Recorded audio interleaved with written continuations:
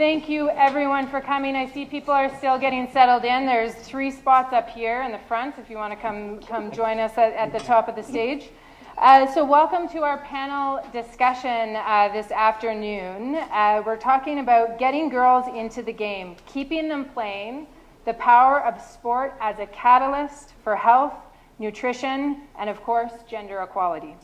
My name is Julia Anderson. I'm the Acting Executive Director of the Canadian Partnership for Women and Children's Health.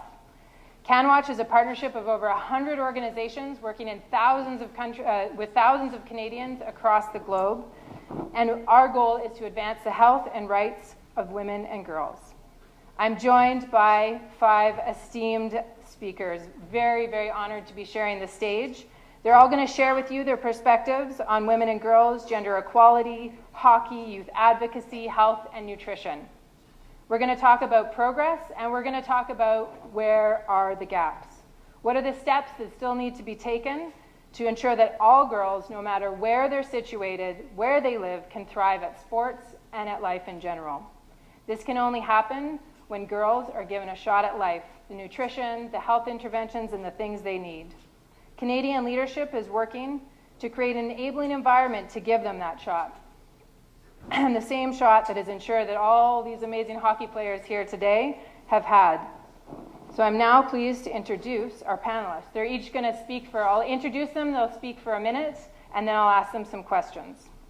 So probably doesn't need much of an introduction, but here sits Sophie Grégoire Trudeau. Sophie Grégoire Trudeau is an engaged advocate for gender equality, the mother of 3 children, and during the past 15 years, she's been involved with a variety of courses, working with young girls to build their self-esteem, women and girls' rights and freedoms, from a range of issues, from eating disorders to mental health. She's won multiple awards and is a champion for our sector. Sophie is also a proud Women Deliver mobilizer and is excited about having this conversation with us today. So Sophie, I'll turn it over to you. Tell us a little bit about why you're excited to be here. Oh, I'm excited and I want to thank you for welcoming me.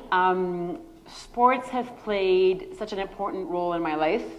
I am an only child and I was born in the countryside, and I remember my father pushing me down the hill where we lived with like plastic little pieces of sticks tied around my boots, and he would push me down the hill and I would fall on my face, and he would laugh, so I would laugh. And since that day, I'll always remember that I was given the opportunity to test my body and my mind, and to have faith in my body and my mind in life in general. And through my own struggles, because we think of athletes and of professionals and Olympic athletes, they're human beings. We see you on the podium, we don't always see what happens all the way before you get there. And I have a love story with sports, and I also have a love story with equality. And I think that when we give girls, just so you know, I'm a spokesperson for Fit Spirit, which is an organization that allows girls to practice sport in a non-competitive environment, because I don't know if you know this, but in Canada, 1 out of 2 adolescent girls will let go of sports. I couldn't believe it when I heard that. And that has a huge impact on the physical, mental, spiritual health of a nation, of a society, and of a country. And we are made to move this body. We are made to oxygenate our brains and to have fun doing it, and to be able to thrive as individuals in that area of our life, because it has an impact on every other area of our lives. So I can't wait to have real, authentic, grounded discussions on this matter, as in any other matter. It's so important to hold that truth and foster that truth and share our stories together. So thank you for having me, and I look forward to exchanging with all of you. Awesome. Thank you, Sophie. Anayat is our next panelist. Anayat is a fellow Albertan. She's a community leader, passionate volunteer, women's empowerment advocate, and an engaged global citizen. While working towards her undergraduate degree, she's been chosen to represent Canada as part of the Youth Leaders for Nutrition program. Her experiences living in India as a young child helped her to see the impact of malnutrition and on the lives of her peers and citizens in India. Therefore, she has focused her career on improving nutrition for adolescent girls, as well as child and maternal health. Anayat, do you want to say a few words? Yeah, thank you so much for the introduction. And what an honor it is to be on this panel with such esteemed and amazing people. As a youth, I feel oftentimes we feel like we can't make a change and that our voice goes unheard, but that's completely not true. I was on a panel earlier called the Emerging Leaders panel, and it was so amazing to see the room filled with hockey athletes from all over Canada. And honestly, it was so inspiring because I was an athlete myself when I was younger. I played on multiple soccer teams, and I was also involved in wrestling as well as karate.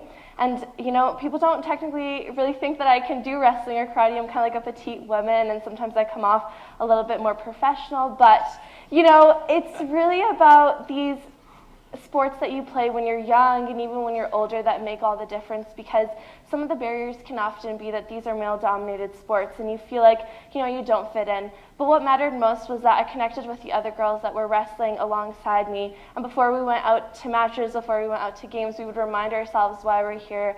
And we're here because we want to make a difference. And we want to make sure that other girls feel just as included as we are. And that one day, these sports aren't as male-dominated as they are, and that more girls can be wrestlers, more girls can be power lifters, more girls can go and play karate and have black belts. And one of the most amazing things that I saw was Hayley Wickenheiser, when she was actually there introducing herself to a lot of the girls that we were having these workshops with, and even Minister Duncan. They were really empowered because they saw these women as athletes, and they saw that they have been playing these sports and they have been, included in this whole athlete field. And so that's really amazing to see. And nutrition is the foundation of everything. We really talked about having a good nutritious breakfast in the morning, bringing snacks when you're having practices. We also talked about equipment drives, because sometimes a lot of girls can't play sports because they can't afford equipment. So having a bottle drive, or doing a club at your school or your university, or whatever age you are in your life, you can always make a difference. And that was really the power that we saw, that we have so much power to have our young voice be heard, and then to do postcards that related to the She'll Grow Into It campaign, which again talks about girls growing into these leadership roles and advocating and being able to be doctors and teachers and athletes, because that's what it is about at the end of the day. It's about having ministers and politicians hearing what we have to say, because what we have to say is important. Awesome, thank you. So our next panelist, I'm sure, needs no introduction, Hayley Wickenheiser. She asked me to reduce her bio, and so I'm trying to pick which of the accomplishments I should talk about. But 7 world champions, 6 Olympic appearances, 5 Olympic medals, 4 Olympic gold medals. Hayley is a titan of the sport world and a leader both on and off the ice. And something that's really exciting to us at CanWaCH is that Hayley is currently studying in med school, so really understands those connections between health, nutrition, and getting in the game. So Hayley, I turn it to you. Sure. Okay, thanks, Julia. So yeah, what I thought I'll do right now is I'll just give you guys a little bit of a story of how this night came to be. So WickFest, this is our 9th year of WickFest. So we started it very humbly after the 2010 Olympics in Vancouver because we felt that growing the game in BC in particular, women's hockey wasn't very popular. And so we started in Surrey, Burnaby, we moved it to Calgary. Tonight in our 9th year, you're all here. Obviously we have very special guests here, and later another very special guest. And so for me, it's a great opportunity just to see how far things have come. Another thing that we've done this year at WickFest is we were able to sort of do a very full circle thing, which was to bring the Indian women's national team from the Himalayan mountains at 13,000 feet all the way here across the world to Calgary. So there they are. So welcome, girls. So I wouldn't to get too much into, but I do want to say that when I was in India, Andrew Ference, where are you, Andrew? There he is at the back. Another big help in this project, and there's others here that I don't know where you are, but Andrew and I went to India with 100 bags of gear and with a mission to give it away and help the girls and bring them to Calgary. And I did see Sophia in India, and when I told her about the girls, she said, I want to meet them, I want to go there, and I'm going to come to WickFest. And she's here. So I really thank you. It doesn't always work out that way. So I thank you for coming. And I'm just really excited to have these accomplished people here, and I'm going to stop talking now. So, Joel, your turn. So Joel Spicer is the president and CEO of Nutrition International, one of our member organizations. He's an established leader in global health, an innovator, visionary, and a Canadian with significant experience in international development. I believe he was also in India at the same time, so there's a common theme here.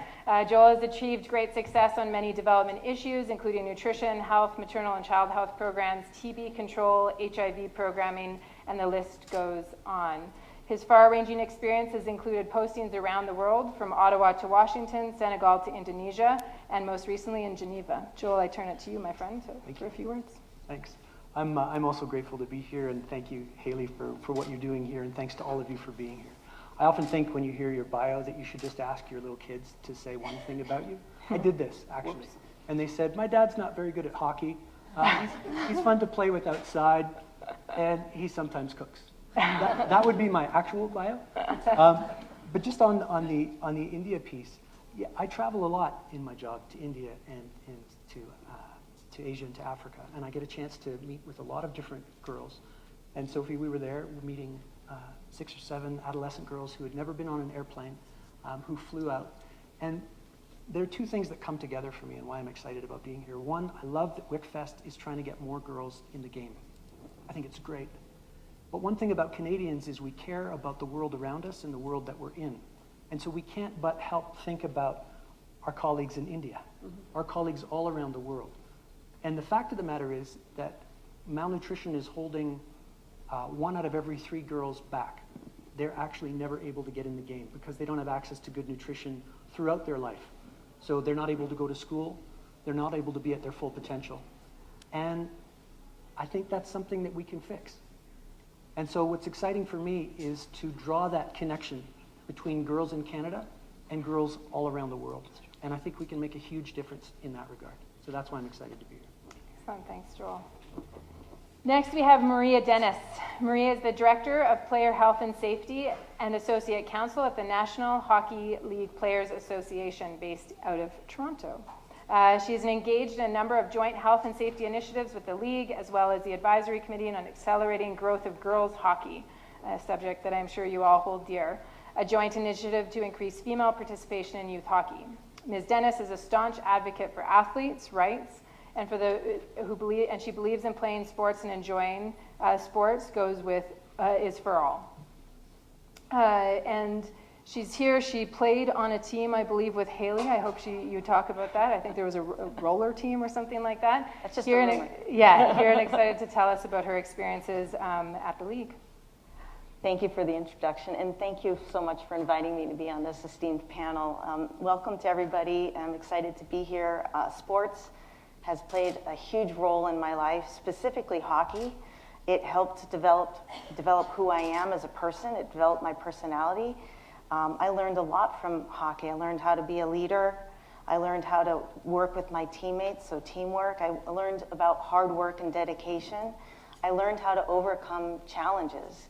And I just want to touch on the challenge part of that, because when I was about your age, you guys sitting in the first row here, I was told, I was playing on an all-boys team, and I was trying out the very next year with the same group of boys I played the previous year with. And I was told that I wasn't going to make the team. And I asked why, and they said, because you're a girl. And I don't want to worry about you. Back then we had body checking. You guys don't have that now, but we were checking when I was a little girl. And I said, you're a girl and you're just too frail. So that formed a big part of my personality, because I was very angry at this adult man telling me that I couldn't do something. I was like, who are you to tell me that I can't do something? I have 2 arms, I have 2 legs, I play hockey, I score just as many goals as my winger. And I left that program, because obviously I couldn't play on that team, and I went to another program, and they accepted me for who I was. It happened to be an all-boys team. We didn't have all-girls teams when I was young. You guys are lucky. But that helped me understand that I need to have the confidence in myself to do the things that I want to do. And if I have the support around me, which I did, my parents and my family were very supportive of my dreams, then that's all you need. So you just have to have faith in yourself, and you could do anything. Excellent. What an excellent launch into our first round of questions. So I would invite the panelists. The question will be aimed at one of you, and then I'd invite someone else, another panelist or two, to also respond. But you'll each hopefully get at least one question. So Sophie, we're going to start with an easy question for you. What do you see as being the biggest barriers to achieving equality? Small issue in sports, whether at the novice or professional level. I think that I'd love to go on barriers, but I won't, because there are so many opportunities between the barriers. And I think that right now we are looking at those opportunities. Not that the barriers are not there, and yes, there are barriers. I mean, every morning I bike my 4-year-old to daycare in the winter with nails on my tires and my helmet and my ski goggles, and people are like, what?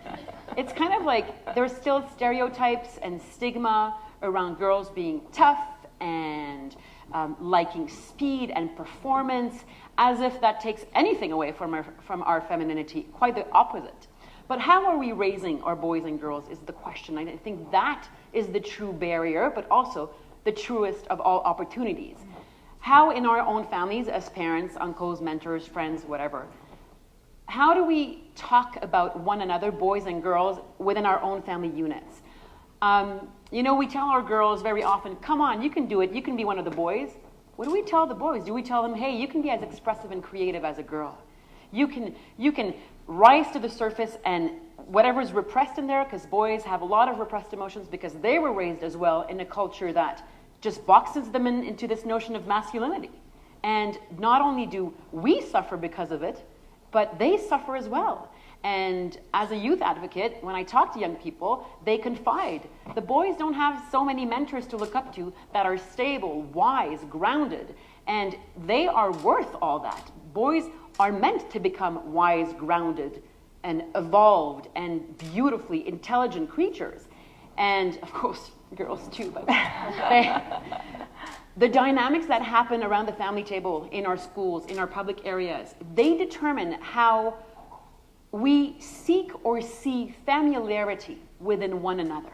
Sports allows us, because of teamwork, because of collaboration, to see that familiarity between us. And this is a predisposition as a human being on planet Earth that is quite a gift, to be able to live your life thinking that you're not so different from other human beings, but that you're more alike.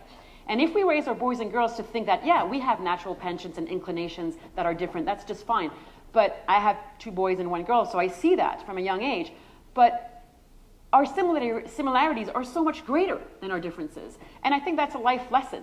Imagine if every single human being on this planet was taught this from the get-go.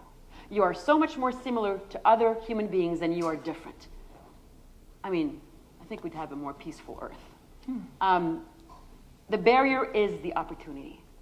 And defeat is not an option, because when girls rise, because we face so many inequalities in our lives, everybody rises as well. So we've got to protect that truth, because now we've got the science, the facts, the data to actually prove to us that what we are saying and what we are experiencing is true. And so many women and men are also, sharing their stories and their struggles, stuff that we would have talked about 5, 10, 15, 20 years ago, ever. And I think that this is amazing news, and I encourage all young people to trust that there's always a friend or an ally along the way that you can confide in. Don't keep what hurts you inside. And young people, you have the best radar ever. You know exactly what's right from wrong. Trust that. Trust your gut. Trust your instinct, and go with that. And we're all fearful. It happens to all of us. But courage is to be able to say, I'm going to do it anyway. Right? No BS. And you have good little nose for BS, you kids. So make sure you're in tune with that, and that you trust, and that you stay true to your core values all along. And does anybody want to add anything? Because I'm seeing this, but I think we're sharing so many common values as people, Well, I would say too, like you were talking about barriers, but I would say, barriers are just meant to be knocked down. So this is how I look at everything that I've done in my life and my career, where if someone puts up a roadblock, it's either, well, I'll knock it down, or we'll go around it, or we'll figure out a way. This is why you're all sitting in this room today, because WickFest was just an idea I had while I was training one summer. Amazing. And, you know, here we all are. So you have an idea, you have a barrier. Lots of people say you can't make it happen, but I say, why not? And so I think that that attitude, as you're talking about, is a good one, and I'm sure you guys have. It's important to have those people act as your role models. So it's important to have the Hayley Wickenheisers, the Vicky Sunaharas, the Cami Granados. Oh, sorry, I was American. We'll let it slide. Let it slide. Great play. Okay. But it's important to have those role models. For example, I mean, Hayley, you not only broke down barriers, but you just did by getting hired by the Toronto Maple Leafs. You're one of the first women to be hired by an NHL team in a player development capacity. So she broke down that barrier, so now the little girls in the audience are like, well, she could do that, why can't I do that? And that's happening in a lot of professional sports. It's happening in the NFL. There's a first female referee and a first coach. There's a NBA, Nancy Lieberman and Becky Hamilton, first two assistant coaches in NBA history, and the NHL as well. So it's happening all over. We just have to keep the momentum going, because it's important to have those role models, and then little children all over the world will be able to see that there are opportunities, not barriers. Exactly. It's excellent. And building off that, you know, girls all over the world and around the globe, and this concept of barriers versus opportunities. And I'll ask you, can you tell us a little bit about your work and using nutrition as a tool to really advocate for the improved well-being of young women? Totally. Thank you so much for the question. Yeah, so when it comes to sports, as I talked earlier, there is a lot of barriers that girls can face, but these are not barriers that we can't overcome, because, as Hayley mentioned, we can knock down those barriers or go around them. If we find a way and we have a will, we will succeed and we will be able to accomplish the goals that we have. Talking about family units, my family personally, every sport that my parents paid for me to get involved in, my brother was involved in as well. So when I was on a soccer team, my brother was on a soccer team. When I was playing karate, my brother was playing karate. When I did wrestling, it was in junior high school, so that was my own personal choice. But I can guarantee for a fact, if it wasn't my parents making my brother and I feel like equals, that we are the same, that we're eating the same food at the table every single night, that we have the same access to the same breakfast, to the same lunch, and my mom is creating no difference between what both of us are eating, I would never have decided to do wrestling. It was because I did soccer and it was because I did karate when I was younger that I felt empowered, that I felt strong, and that's why I was like, you know what, I'm going to do wrestling too, because this is a feeling that I love. I love feeling empowered, and I love being in sports that are actually more male-dominated, because I want to make other girls join these sports too, and I want to see them alongside me, fighting for the same goals that I have. And actually, I lived in India a few years back, and when I was younger, I dealt with anemia, which is actually quite common in India. Almost half of the adolescents and women in India have anemia, and it's not something that we can't overcome. So that really drove my passion for advocacy, and from that I created Seed Pods, and I went back to India numerous times after that to talk to young girls there in communities about the importance of nutrition. We can lead campaigns in our own backyards, and it really starts with one local change that can go global. And it's about creating, again, those family units that understand that there is no difference between a male and a female, that the way that you treat your daughter is the same way that you should treat your son, because everybody has a potential, and everybody's potential is to be limitless. And so when we did the postcards with these young girls, they felt like they had that potential to be heard and to make a difference. And the fact that they're playing hockey isn't something that's unheard of. It's something that everybody can do, and something that they're so happy being involved in. One of the young girls at my workshop's table, actually, she was 10 years old, and she said that she's been playing hockey for 6 years. Like, that's incredible. And I was like, wow, you know what, like, I have no words, because they were all so inspiring and they all have so much to give.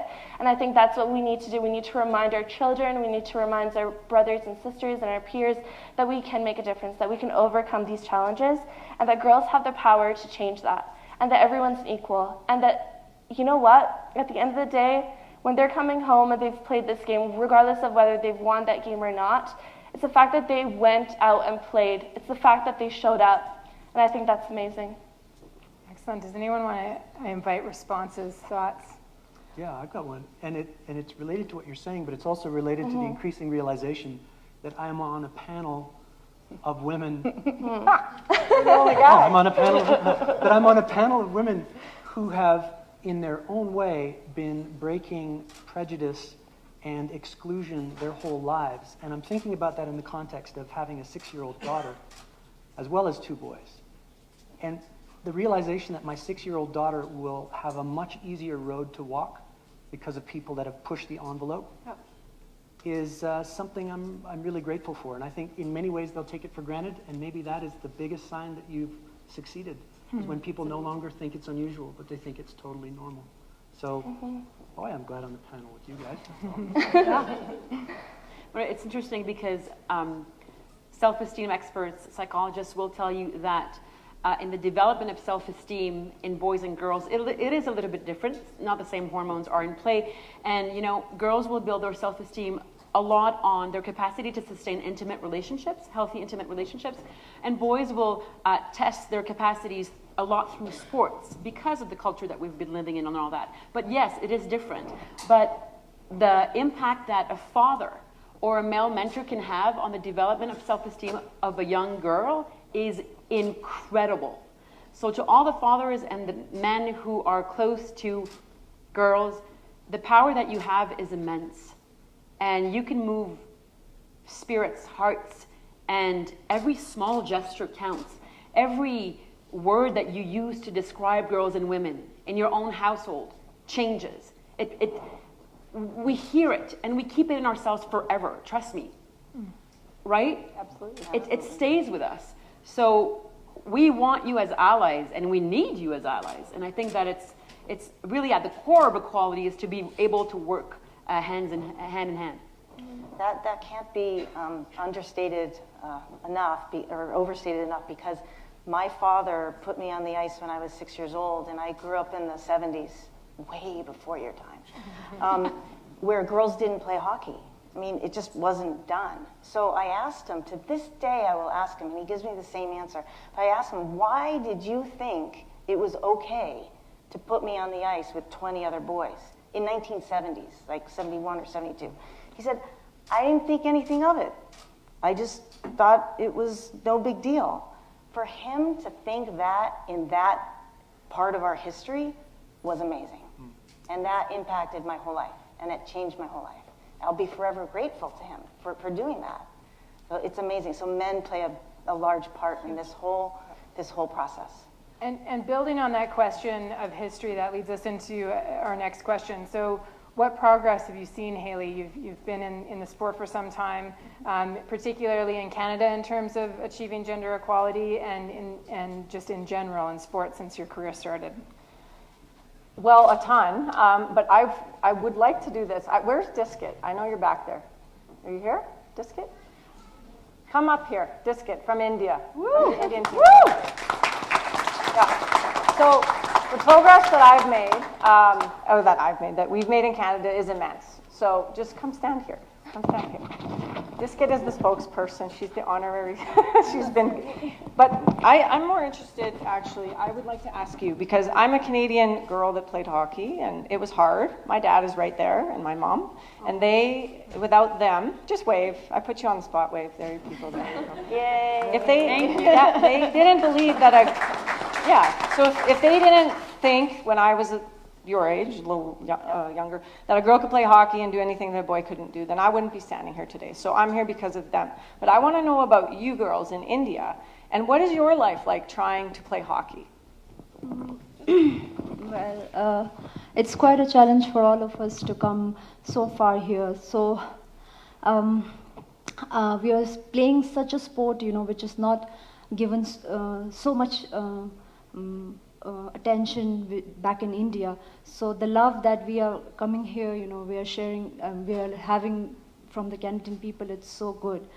And also there are like certain personal things, like me, and there are a few of the girls who are not even appreciated at much back at home. But we don't care, you know. We just follow our own passion. That's what we do, and here we are. And I think thanks to Hayley for all of this. Well, no thanks to me, but I have one more question.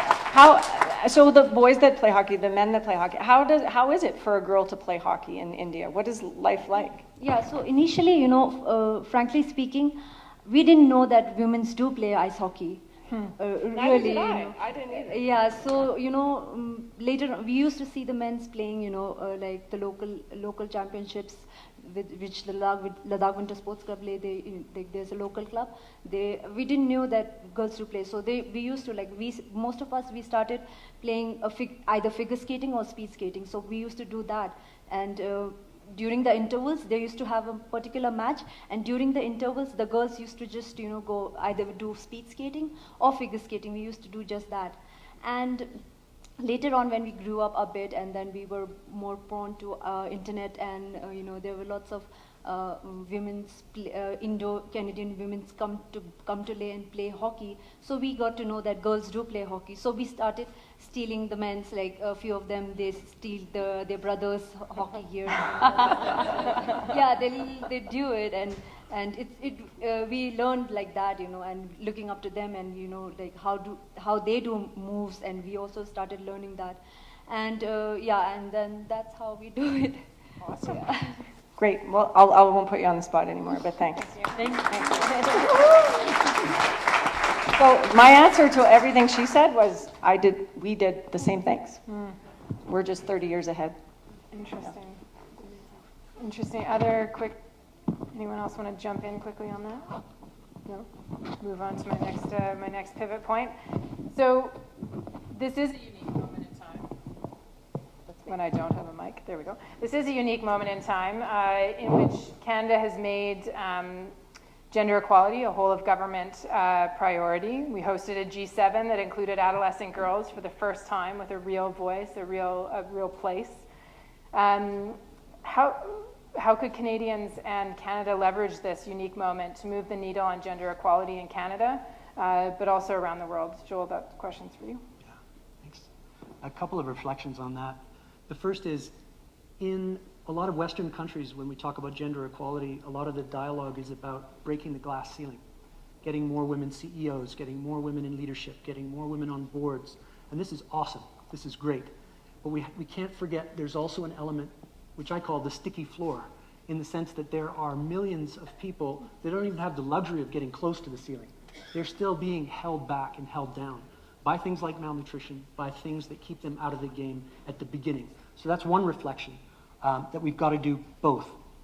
The second is to look at two types of approaches for moving the needle here. If we think about adolescent girls, for example, clearly if you want to break barriers, get more girls in the game, you've got to remove those things that are keeping people down, stuck on the sticky floor, right? So I'll bang on about nutrition till the cows come home, but there are lots of other things. Access to education, poverty, access to health. These kinds of issues are really important. And so for adolescent girls, these are barriers that have to be removed. But you can't stop there, because the other key piece is we can't make the mistake of thinking they're just passive actors waiting for someone to help them. Mm-hmm. I mean, the secret, if you want to know the secret, is that the secret weapon are the girls themselves, right? So the way in which we engage girls in discussing what the problems are, in helping to figure out the solution and making them part of the solution, is pretty key for moving things forward. I want to give you a couple of real-time examples from my own work. So in a way, there's a bit of the international voice here that we're hearing multiple times, but in Senegal, we've got a nutrition program in one of the poorest parts of the world. Part of that has a group where adolescent girls get together. They hear about health, nutrition. But each one of those girls has been assigned a child under 5 in the village who's at risk. And their job is just to check in, just to make sure. So they're part of the cutting edge of the system's response, if you like. And it's amazing what the results are. Second example, we're working in partnership with the World Association of Girl Guides and Girl Scouts. Nobody knows this yet, so I'm kind of blowing it by saying it publicly. Please don't report this. And we're building a nutrition badge with them for the first time. So it's an organization, the largest organization of women and girls in the world, right? 10 million members. And to get the badge, they've got to learn and be educated about their own health and nutrition, but then they've got to go out into their communities and talk to people that are not Girl Guides and share that information. Again, they become the tip of the spear. And WickFest for me is a penultimate example of that. Basically, you've got a lot of girls being in contact with role models and then having that force directed sometimes at government. But that, if you ask me, is the main recipe for change. And why I think things are moving right now, why it's an awesome time now, we've got a track record of leadership as a country in these areas. We've got expertise and know-how, so the CanWaCH and all of its members, organizations like Nutrition International, they've got decades of experience and relationships in a lot of these other countries that we can use.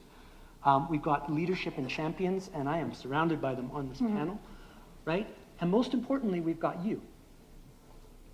And when you put those things together and you think of an action-forcing moment like Women Deliver just around the corner in June, hey, I don't think there's any country in the world that is as well poised to make a dent in this issue. All we've got to do is be that lighthouse that we are in the world and attract other countries as well to get on board. That's what we need to do to change things. Thanks, Joel. Responses, reflections? Yeah, I actually would love to add to what Joel said, and even Hayley bringing up Diskit earlier. I'm actually part of a club at my university. Currently, I attend the University of Calgary, and we're one of the largest clubs on campus. It's the Indian Students Association, and we actually support the women's ice hockey team in India. We raise thousands of dollars every year to ensure that they are continually supported and that they don't have to steal their brother's equipment and that they can buy their own, because when we empower other women, we empower ourselves, and it's really about continuing that message, because oftentimes these barriers can be entrenched in social norms, and I think that it's important to have those conversations and to not only mobilize people in our own communities, but to think about mobilizing people elsewhere as well. That's excellent. Yeah, as part of the Lead On Canada campaign, we talk about that Canada as a government, as a nation, is leading the world, but Canadians are actually leading the world when it comes to empowering women and girls. So I'll ask one final question to Maria. What are some of the most powerful actions that we can take to keep girls and women in the game? Well, let me just start out to say that we've come a long way. When we had the first Women's World Hockey Championship in 1990, that's the team, the championship that I played in. Women's hockey wasn't even an Olympic sport yet. Those were my Olympics. That's all I had. And we didn't have the 2 professional hockey leagues that we have now. So we need to provide more opportunities so that these girls who start playing a game that they absolutely love, like I did, I still play in beer league on Friday nights. So, you know, we give them an opportunity to continue to play and to continue to play at high levels. So high levels being the Olympics, university, the pro leagues. We got to support them. It's incumbent upon us, not only as individuals, but as a society, to provide opportunities for people to realize their fullest potential. And so it's not only us as individuals that are responsible, but it's a corporate responsibility too. And I just want to say a few words about diversity in the corporate setting. So corporations who have women as part of their leadership roles in their companies are more profitable than companies who do not. Do I need to say that again? Yes. Because so you don't have to have diversity on your board or diversity as in your CEOs just because you're out of the goodness of your heart. You do it because it's economically a wise decision to do. There are very good reasons to have different perspectives as part of your corporate leadership. You make better and wiser, more informed decisions. So ultimately, everybody wins. So we have to overcome that. We have to make that more normal, like you were saying. In fact, that was in my talking notes. We have to make diversity a more normal thing. And we have to take conscious efforts to make that happen. And we have to do the conscious efforts over and over and over again. It's like practicing. Practice makes perfect. So that you take so many conscious efforts that by the time you don't even realize it, you don't even think about it anymore. You know why? Because it's normal. So that's what we have to get to. It's so funny that you use the word normal, because I often say, well, I don't say it, I took it from a book that I read, but the quote is, the hardest thing to change in a society is what is considered normal. Right. So I say, let's redefine normal. Right. But it's difficult. But again, the resistance is the opportunity. The barrier is the opportunity. And I think there's more and more people who are seeing that when you foster equality within yourself and you have more compassion towards yourself, and I'd like to ask all the young people in the room, actually the adults too, for 1 second, think about it. In the morning, at night, wherever, when is that time when you're alone and nobody's looking or watching you? Even you guys, think about it. How do you talk to yourself? What's your inner conversation? Is it based on kindness, patience, compassion, positive energy, or is it more like, ugh, I haven't done enough, I have to do more, I have got to achieve that other goal, and oh my God, I'll never have time. And that inner conversation that you foster within yourself every single day is how you will interact with others in the rest of the world. And that inner conversation is self-care. It should be self-care. And sports, learning to play sports at a young age, and it's never too late, is, I would say, a daily form of hygiene, right? Mm-hmm. It is part of mental and physical hygiene. And if we learn it early, it's a gift for life. So these conversations that we're having, they're crucial. They're very, very important because they impact all other areas of our lives. So thank you for your honesty. So let's close off the panel with final remarks from everyone. Just give everyone an opportunity to speak. So maybe, Sophie, I'll end with you, and I'll start with Anayat, if that works. Okay, awesome. Thank you. Yeah, as closing remarks, I really just want to say that it's not only myself up here, although I may be the only one on this panel, that it's all of us that can make a difference, and that together our voices are much stronger than we may sometimes believe. And I quickly just want to point out to the two great, passionate, and such amazing women that were able to join me earlier on the Emerging Leaders panel, Dilpreet and Nicole, if you guys want to wave or stand up. Right, it's really important to make sure that we're not only talking about ourselves, but we're talking about ourselves as a community, as a country, and, as a globe and as a world, because there are so many conversations to be had, and oftentimes it's the difficult conversations that matter most. And so what we were able to do at the last workshop and panel, and what I hope to have achieved today, is that I hope that you guys can take away an inspiration to plant a seed, to do something to make a difference, whether that's big or small, because for many of you today, this isn't the end of a journey. It hopefully is the beginning. Beautiful, thank you. Yeah, I have a lot to say about that. I think given who's in the room, parents, kids, community leaders, coaches, I think what I would say is that we all have a responsibility to pay it forward and to leave a legacy. So you young girls, your job right now is just, you got to play your heart out every time you get on the ice, because one day someone's going to rip your skates off and they're going to say you can't play anymore. It's the worst thing ever when that happens. But until that happens, you got to take every opportunity that comes along and you got to go for it. Whatever your dream is, you got to go for it. For the parents, I want to say your job is to sit back, zip it, and let them do their thing. It's hard. My dad would be like, but they never forced me to do anything. It was never their dream, it was my dream. It's not your dream, it's your kid's dream. And if you want your children to achieve their dreams, that's the absolute best way to do it. So just enjoy the ride, wherever it takes you. Not everyone's going to play in the Olympics, but they're going to do great things if you support them along the way and open the door for them. For the coaches, stay inspired. Find ways to get better. Talk to the best in the world. Seek out the best advice that you can get. For the leaders that are in the room, the community leaders, don't hoard the info. Share it. Spread the info. Give what you can. Make a difference when you can, and let go of it when you can't. But when you can make a difference, do it. And I thank those of you that are here. You know who I'm talking to. I thank you for making a difference and believing in this event, because this event ultimately makes a difference. And it's not me. I don't do the work for this event. I have a massive team, and they do all the work, and they deserve all the credit that comes with it. And thank you very much for coming. Yeah. Joel?